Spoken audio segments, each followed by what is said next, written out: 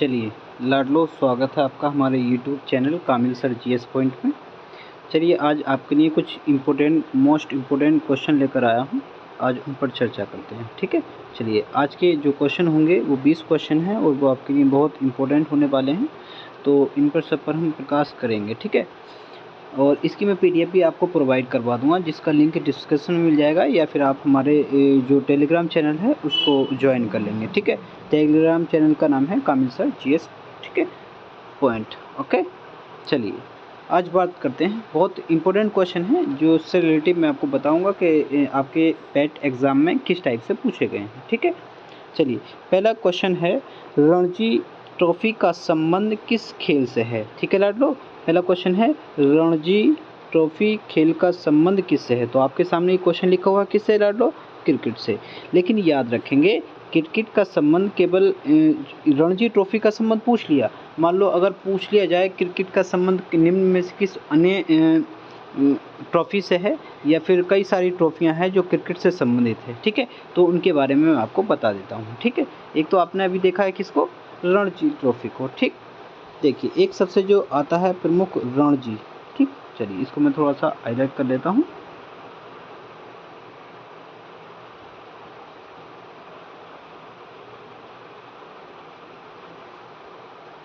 थोड़ा सा डार्क ज़्यादा हो गया है,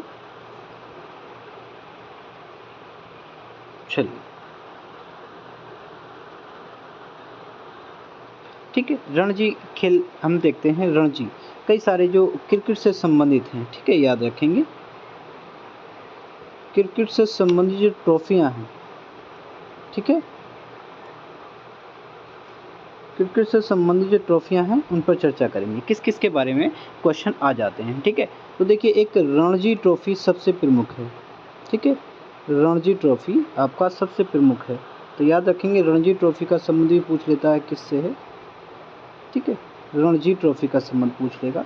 दूसरा एक आती है दिलीप ट्रॉफी, जो आपके लिए सबसे ज़्यादा बार एग्जाम में पूछी गई है, दिलीप ट्रॉफी, ठीक है लाडलो, दिलीप ट्रॉफी। दूसरा सबसे जो मौखिक आता है वो आता है देवधर, ठीक है लाडलो, देवधर ट्रॉफी। तो याद रखें क्रिकेट से ट्रॉफी से रिलेटिव अगर कोई पॉइंट आए तो आपको याद रखना है रणजी ट्रॉफी या दिलीप ट्रॉफी या देवधर ट्रॉफी, ठीक है। इससे पहले जो आपको क्वेश्चन दे रखा है कि रणजी ट्रॉफी का संबंध किससे है, तो याद रखें क्रिकेट से, ठीक है। रणजी ट्रॉफी का संबंध किससे है, क्रिकेट से। दिलीप ट्रॉफी का संबंध किससे है, क्रिकेट से। देवधर ट्रॉफी का संबंध किससे है, क्रिकेट से। और एक पॉइंट और है जो याद रखेंगे आप, एक आ जाएगा ईरानी, सॉरी, ठीक है, एक आ जाएगा ईरानी ट्रॉफी, ठीक है, ईरानी, ये भी आप लिख के रख लेंगे। ईरानी ट्रॉफी का संबंध किससे है, ये भी क्रिकेट से ही है, ठीक है। आगे चर्चा करते हैं लाडलो। अगला क्वेश्चन है, रतौंधी रोग किस विटामिन की कमी के कारण होता है, ठीक है लाडलो। रतौंधी रोग किस विटामिन की कमी के कारण होता है, ठीक, ये याद रखेंगे आप, रतौंधी रोग, ठीक। रतौंधी रोग किस विटामिन की कमी के कारण होता है, तो इसमें दे रखा है विटामिन ए, बिल्कुल सही है। देखिए विटामिन ए की कमी से कई सारे रोग हो जाते हैं, ठीक है, कई सारे रोग, जिसमें हम देख लेते हैं इसको, कई सारे रोग कौन कौन से होते हैं। देखिए एक तो त्वचा जो हमारी ख़राब सी हो जाती है, बिल्कुल रूखा रूखा जोपन हो जाता है त्वचा पर, यानी एकदम हम बोल सकते हैं एलर्जी टाइप से, ठीक है, वो भी किसकी कमी के कारण होता है, विटामिन ए की। और दूसरा जो सबसे प्रमुख रहता है, आपके दांत खराब हो जाते हैं, दांत, ठीक है, जो दांत खराब होते हैं लाडलो, दांत भी विटामिन ए की कमी से खराब होते हैं। जो आपके दांत में पायरिया टाइप से लग जाता है वो भी विटामिन ए की कमी से लगता है, ठीक है। चलिए नेक्स्ट क्वेश्चन हम देखते हैं। नेक्स्ट क्वेश्चन हमारा है, आराम हराम है का नारा किसने दिया। देखिए बहुत मौखिक पॉइंट है आपके लिए, आराम हराम है का नारा किसने दिया, तो किसने दिया था, जवाहरलाल नेहरू ने। और ये नारे कई सारे जो आते हैं वो कई बार आपके एग्ज़ाम में पूछे गए हैं। पिछली बार भी एक नारा महात्मा गांधी से रिलेटिव जोड़कर पूछा गया था, ठीक है। चलिए उस पर चर्चा करते हैं। देखिए आराम हराम है जो नारा दिया गया था, ठीक है, आराम हराम जो नारा दिया गया था वो पंडित जवाहरलाल नेहरू के द्वारा दिया गया था। और ये कब दिया गया था, स्वतंत्रता संग्राम के समय, ठीक है, स्वतंत्रता संग्राम के समय, याद रखेंगे स्वतंत्रता संग्राम के समय ये नारा दिया गया था, ठीक, याद रखेंगे। और कई सारे नारे हैं, जैसे मैं आपके लिए लिख रहा हूँ कई सारे नारे जो मोस्ट इम्पोर्टेंट रहने वाले हैं, ठीक है। एक नारा आता है भारत छोड़ो, ठीक है। एक नारा आता है भारत छोड़ो, ठीक है, भारत छोड़ो, याद रखेंगे। तो भारत छोड़ो नारा किसने दिया था? दूसरा आता हे राम। अब समझ गए होंगे आप सभी, हे राम, तो ये किसने दिया था? ये दिया था महात्मा गांधी ने, ठीक है, याद लो, लाड लो, महात्मा गांधी ने, ठीक, याद रखेंगे। तो ये भारत छोड़ो हे राम नारा किसका है? महात्मा गांधी का। दूसरा आता है जय हिंद, समझ गए होंगे किसका नारा है? जय हिंद, जय हिंद। जय हिंद नारा किसका है? लाड लो, जय हिंद सुभाष चंद्र बोस का। किसका? लाड लो, सुभाष चंद्र बोस का, सुभाष चंद्र बोस का, ठीक है, याद रखेंगे। साथ ही साथ आप भी एक कॉपी पेंसिल लेके बैठिएगा और सभी अच्छी तरह से लिख लीजिएगा। अगर राइटिंग समझ में ना आए तो मेरी आवाज़ से आप वाकिफ़ रहा करें और लिख लिया करें, ठीक है। सुभाष चंद्र बोस का। जय हिंद किसने दिया था नारा? सुभाष चंद्र बोस का, ठीक है, याद रखेंगे। उसके बाद हम आगे बात करें, एक आता है नारा जो सबसे प्रमुख है, जय जगत, ठीक है, जय जगत। ये नारा कई बार पूछ लिया गया है, जय जगत नारा किसने दिया है, ठीक है, जय जगत नारा किसने दिया है? तो जय जगत नारा दिया था लाडलो विनोबा भावे ने, विनोबा भावे, ठीक है। अगर आपको ये माइंड में रहना चाहिए, क्योंकि एक नारा आपके उस पास आना जरूरी है और उससे आपको फेस भी करना पड़ेगा। तो याद रखेंगे जो प्रमुख नारों में से जो आपके लिए हैं, भारत छोड़ो, हे राम, महात्मा गांधी का, और इससे पहले भी एक महात्मा गांधी से रिलेटेड पूछा गया था, जय हिंद सुभाष चंद्र बोस का, जय जगत विनोबा भावे का। और एक जो सबसे प्रमुख और जो मैं मानता हूँ जिसके लिए आप हाईलाइट रखेंगे, एक है संपूर्ण क्रांति। चलिए मैं अगले पेज पे लिख देता हूँ, संपूर्ण क्रांति, संपूर्ण क्रांति, ठीक है। संपूर्ण क्रांति नारा किसने दिया? ठीक है, ये था जयप्रकाश नारायण, ठीक है, याद रखेंगे, जयप्रकाश नारायण। ये आप इस बार याद रखेंगे, ये ज़्यादा हाईलाइट रखेंगे अपने माइंड में, ठीक है। संपूर्ण क्रांति किसका नारा है? जयप्रकाश नारायण का, ठीक है, याद रखेंगे। संपूर्ण क्रांति किसका नारा है? जयप्रकाश नारायण का। ये आपको हाईलाइट रखेंगे अपने में, ठीक है। आगे जब हमने देखा तो भारत छोड़ो किसका है? हे राम या भारत छोड़ो किसका नारा था? ये महात्मा गांधी जी का, ठीक है, याद रखेंगे। किसका नारा है ये? महात्मा गांधी जी का, ठीक है, बिंदी लगाना भूल गए। चलिए, किसका नारा था? महात्मा गांधी का। जय हिंद किसका नारा है? सुभाष चंद्र बोस का, ठीक है। जय जगत किसका नारा है? विनोबा भावे का। ये आप याद रखेंगे, ठीक है। चलिए आगे हम बात करते हैं अगले क्वेश्चन की, ठीक।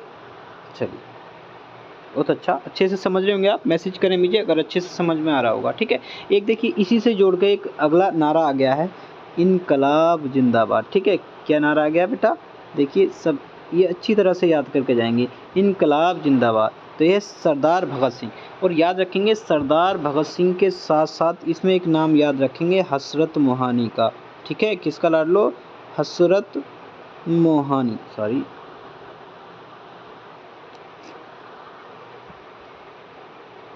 हसरत मोहानी, ठीक है, हसरत मोहानी, ठीक, हसरत मोहानी। अच्छे से नहीं लिखा हुआ है, चलिए अच्छे से लिख देते हैं, याद रखेंगे, यहाँ पे लिख देते हैं, हसरत मोहानी, ठीक है। और ये इन सब के सहयोगी थे। दरअसल इस नारे का जो बनाया था, ये नारा जो दिया था वो हसरत मोहानी ने दिया था, और इस नारे को जो हाईलाइट किया था वो भगत सिंह ने किया था, ठीक है, याद रखेंगे। तो इनकलाब जिंदाबाद का नारा किसने दिया है? हसरत मोहानी ने, और इसको जो हाईलाइट किया है सभी के सामने सर्वप्रथम, तो वो क्या है? भगत सिंह ने, ठीक है, याद रखेंगे।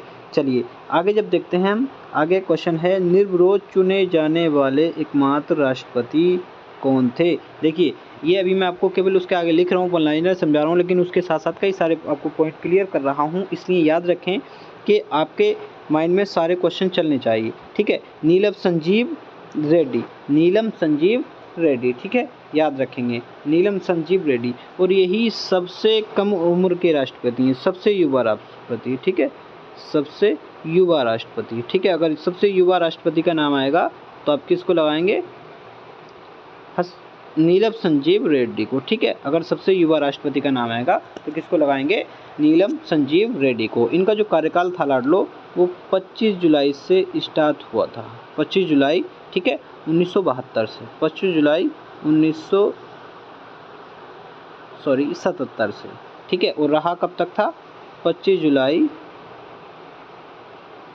1982 तक, ठीक है। नीलम संजीव सबसे कम उम्र की सबसे कम उम्र में जो बने हैं राष्ट्रपति, इनको सबसे युवा राष्ट्रपति भी कहा जाता है, ठीक है। याद रखेंगे, बहुत इंपॉर्टेंट क्वेश्चन है आपके लिए और आपके पैट में इसमें से 1-2 क्वेश्चन आपको 100% मिलेगा, ठीक है। चलिए, आपको पता ही है राष्ट्रपति का कार्यकाल कितना होता है। चलिए, ये देखिए, इससे रिलेटेड क्वेश्चन आपका उसमें पूछ लिया जाएगा, संविधान के जो क्वेश्चन आएंगे उससे लेके पूछ लिया जाएगा, ठीक है। तो आपको पता होना चाहिए, ठीक है। राष्ट्रपति किस आर्टिकल में निहित है, आर्टिकल 52, ठीक है, आर्टिकल 52 याद रखेंगे, किसके लिए है, राष्ट्रपति के लिए। इसमें राष्ट्रपति का कार्यकाल कितना होता है, राष्ट्रपति का कार्यकाल कितना, 5 वर्ष का। राष्ट्रपति का कार्यकाल कितना होता है, 5 वर्ष का, ठीक है, याद रखेंगे। न्यूनतम आयु कितनी होती है, न्यूनतम आयु राष्ट्रपति बनने के लिए न्यूनतम आयु कितनी होनी चाहिए, 35 वर्ष, याद रखेंगे। न्यूनतम आयु कितनी होनी चाहिए, 35 वर्ष, सॉरी, ठीक है, याद रखेंगे। अगर हम बात करें सबसे उम्रदराज राष्ट्रपति कौन हुए हैं, सबसे उम्रदराज की अगर बात करें तो सबसे उम्रदराज राष्ट्रपति कौन हुए। देखिए, सबसे उम्रदराज जो सबसे पहले बने थे वो बने थे R.K. नारायण, ठीक है, याद रखेंगे, R.K. नारायण। दूसरे नंबर पर आए थे मोरारजी देसाई,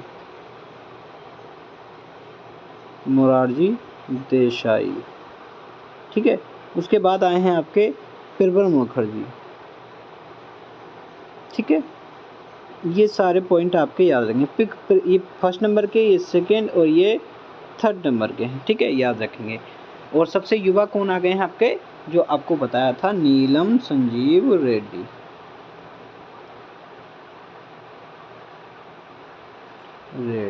ठीक है, ये सबसे युवा है, ओके। चलिए आगे चलते हैं। चलिए अब अगले क्वेश्चनों पर चर्चा करते हैं। देखिए, अभी तक मैंने आपको जो समझाया है, राष्ट्रपति आपको समझा दिया है, ठीक है। R.K. नारायण जो राष्ट्रपति थे, इनके बारे में समझाया, सबसे उम्रदराज थे, ठीक है। स्वतंत्रता संग्राम, अच्छा, ये भी समझा दिया। चलिए, इसकी सबकी PDF मैं आपको दे दूँगा, लेकिन आपको याद रखेंगे कि अपने A to Z क्वेश्चन को रिपीट करते रहेंगे, ठीक है। चलिए आगे देखते हैं। अगला क्वेश्चन है, नींबू और संतरे में कौन सा विटामिन पाया जाता है। तो देखिए, ये विटामिन पाया जाता है विटामिन C। ये कौन सा विटामिन पाया जाता है, विटामिन C। किस में पाया जाता है, वो विटामिन C। यानी अगर बात की जाए नींबू में कौन सा अम्ल होता है, तो बेटा ये होता है सिट्रिक अम्ल। कौन सा अम्ल, सिट्रिक अम्ल, ठीक है। कौन सा अम्ल होता है लाडलो, सिट्रिक अम्ल, ठीक है, याद रखेंगे, सिट्रिक अम्ल, ओके, ठीक है। सिट्रिक अम्ल किस में पाया जाता है, देखिए, सबसे ज़्यादा नींबू में, दूसरा संतरे में, और एक चौथा आता है एक कीवी फल, जो सबसे ज़्यादा नाम सुना होगा, इसमें सबसे ज़्यादा सिट्रिक अम्ल पाया जाता है कीवी फल में, ठीक है, याद रखेंगे। अगला क्वेश्चन है, रविंद्रनाथ टैगोर ने भारत के राष्ट्रगान के अलावा किस और देश का राष्ट्रगान लिखा, ठीक है। तो किस देश का लिखा था लाडलो, बांग्लादेश का। किस देश का लिखा है, बांग्लादेश का, ठीक है, याद रखेंगे। बहुत मोस्ट इंपोर्टेंट क्वेश्चन है जो कई बार पूछ लिया गया है, ठीक है। आगे हम बात करते हैं राजघाट किसका समाधि स्थल है। तो राजघाट किसका समाधि स्थल है लाडलो, किसका है, महात्मा गांधी का, ठीक है, याद रखेंगे। देखिए, स्थलों से जोड़ के मैं आपको कई सारे पॉइंट बता देता हूँ, कई क्वेश्चन इससे पूछे जाएंगे, ठीक है, तो आपको याद होने चाहिए, ठीक। अगर आएगा विजय घाट, ठीक है, अगर आ गया विजय घाट, तो विजय घाट किसका है लाडलो, विजय घाट आ गया तो किसका है, लाल बहादुर शास्त्री, नहीं बोल सकते, शास्त्री, ठीक है, लाल बहादुर शास्त्री का, ठीक है। अगर आ गया किसान घाट, सबसे ज़्यादा पूछा जाने वाला किसान घाट, तो किसान घाट किसको लगाएंगे आप बेटा, किसान घाट लगाएंगे चौधरी चरण सिंह को, चौधरी चरण सिंह, ठीक है, चौधरी चरण सिंह, ठीक है बेटा। चलिए नेक्स्ट देखते हैं।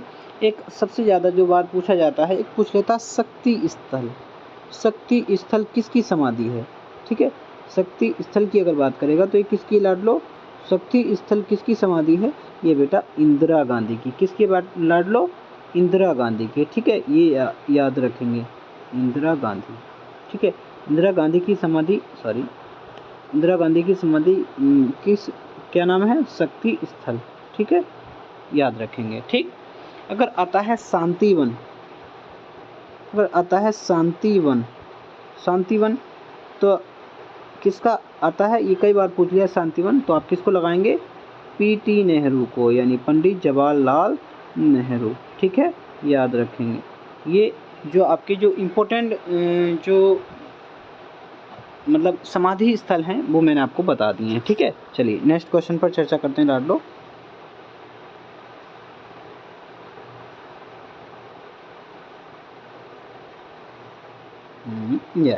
ठीक है। चलिए अब हम देखते हैं भारत का मैनचेस्टर किससे कहा जाता है, तो ये ठीक है, याद रखेंगे। भारत का मैनचेस्टर किसको कहा जाता है, अहमदाबाद को, ठीक है। भारत का मैनचेस्टर किसको कहा जाता है, अहमदाबाद को। देखिए इससे एक जो बेंगलुरु है उस कर्नाटक, ठीक है, इसको आप समझ लेंगे, ठीक है। बेंगलुरु के संबंध में आपको इसलिए बता रहा हूँ क्योंकि अब की बार हाईलाइट रहा है, ठीक है, की बार हाईलाइट रहा है और इससे रिलेटिव क्वेश्चन पूछा जाएगा। भारत का सिलिकॉन वैली, ठीक है, भारत का सिलिकॉन वैली, भारत का सिलिकॉन वैली किसको कहा जाता है, बेंगलुरु को, याद रखेंगे। भारत का सिलिकॉन वैली, ये कहें अंतरिक्ष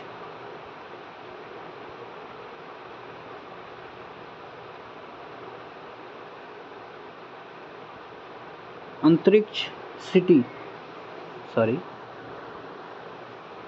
अंतरिक्ष सिटी, ठीक है लाडलो, अंतरिक्ष सिटी किसको कहा जाएगा, बेंगलुरु को। भारत का गार्डन, भारत का गार्डन की अगर बात करेंगे किसको कहा जाएगा, सॉरी मात्रा गलत जगह लग गई है, भारत का गार्डन, भारत का गार्डन कहा जाएगा किसको कहा जाएगा, बेंगलुरु को, ठीक है। भारत का विज्ञान, ये इसके संबंध में आपको याद रखे जाने हैं। और भी जो महत्वपूर्ण शहर हैं उसको आप याद रखेंगे। जैसे आप एक इम्पोर्टेंट रहेगा भागलपुर, ठीक है, भागलपुर, भागलपुर जो पड़ता है बेटा वो पड़ता है बिहार में। कहाँ पड़ता है, बिहार में, ठीक है। भागलपुर पड़ता है बेटा बिहार में, ठीक है, बिहार में, याद रखेंगे, बिहार में, भागलपुर बिहार में पड़ता है। ये किस, इसको क्या कहा जाता है, इसको कहा जाता है सिल्क सिटी, याद रखेंगे, सिल्क सिटी, ओके। तो इसके संबंध में भी आपको याद रखने की आवश्यकता है, ठीक है। चलिए नेक्स्ट अपने फिर से क्वेश्चनों पर आ जाते हैं। देखिए सबसे प्रमुख आता है, पूछ लेगा मंदिरों की पुण्य भूमि भारत के किस राज्य को कहा जाता है, ठीक है। तो देखिए भारत के किस राज्य को कहा जाता है, ये कहा जाता है तमिलनाडु को। और सबसे प्राचीन मंदिर की बात करें, ठीक है, सबसे प्राचीन मंदिर की अगर बात करें बेटा, मंदिर की, तो कौन सा है, खजुराहो का मंदिर, ठीक है बेटा। कौन सा मंदिर है, खजुराहो, खजुराहो मंदिर, ठीक है। कौन सा मंदिर है बेटा, खजुराहो का मंदिर। और खजुराहो मंदिर कहाँ पड़ता है, ये बेटा पड़ता है एमपी में। कहाँ पड़ता है बेटा, एमपी यानी मध्य प्रदेश में, ठीक है। चलिए आज के लिए इतने क्वेश्चन काफ़ी हैं। कल फिर आपके लिए जो मोस्ट इम्पोर्टेंट 10 या 20 क्वेश्चन जितने भी हो सकेंगे वो लेकर हाजिर होंगे, ठीक है। चलिए, और आप याद रखें इन सबको कॉपी पेंसिल के में सभी नोट कर लेंगे और या तो अपने आप से याद कर लेंगे, जो आपके एग्ज़ाम में काफ़ी महत्वपूर्ण रहेंगे। ये पैठ ही नहीं, किसी भी एग्ज़ाम के लिए आपके लिए महत्वपूर्ण रहेंगे। तो बने रहिएगा हमारे साथ और हमारे चैनल को सब्सक्राइब भी करिएगा और आगे वीडियो को शेयर भी करिएगा और अपने यार दोस्तों से भी कहिएगा कि चैनल को सब्सक्राइब करें। चलिए, जय हिंद।